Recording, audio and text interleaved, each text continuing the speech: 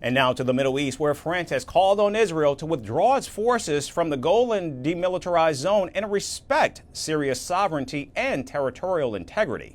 The appeal follows Israeli troops entering the buffer zone near the Golan Heights, which is a violation of the 1974 disengagement agreement brokered by the United Nations. The French Foreign Ministry emphasized that any military deployment in the buffer zone between Israel and Syria is a violation, urging Israel to honor its commitments.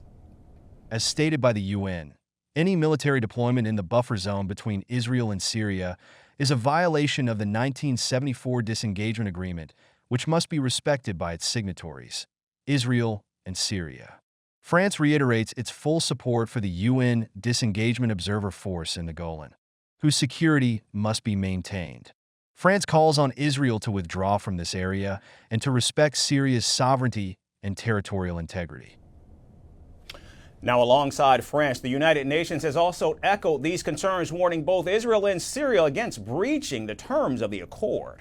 We are continuing to see Israeli movements and bombardments into Syrian territory.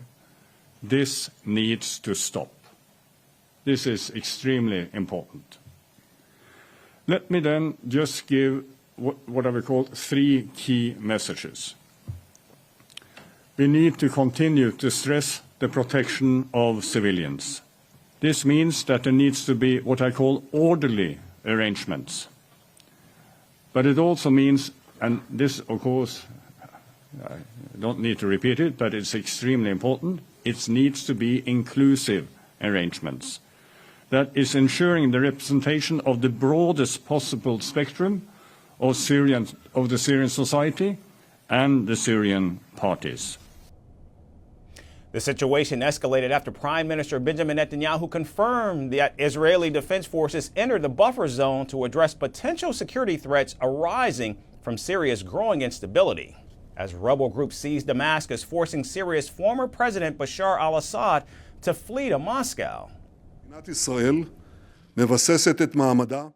After the fall of the regime in Damascus, Hamas is more isolated than ever. It hoped for the consolidation of the arenas. Instead, it got the disintegration of the arenas. And the State of Israel is establishing its position as a center of power in our region as it has not been for decades. We want to see a different Syria, both for our benefit and for the benefit of the people of Syria.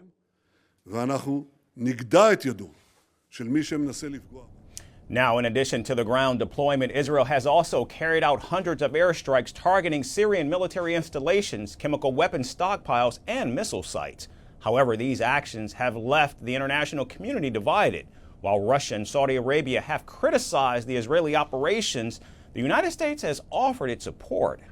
The United States fully supports a Syrian-led and Syrian-owned political transition that leads to credible, inclusive, and non-sectarian governance, and made clear that the United States will recognize and fully support a future Syrian government that results from this process. The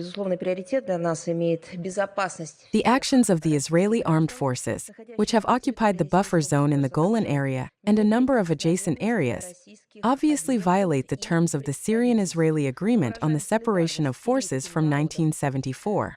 These military actions obviously do not serve the task of stabilizing the situation in Syria, and on the contrary, they further aggravate the already extremely difficult situation that has developed in recent days in this country.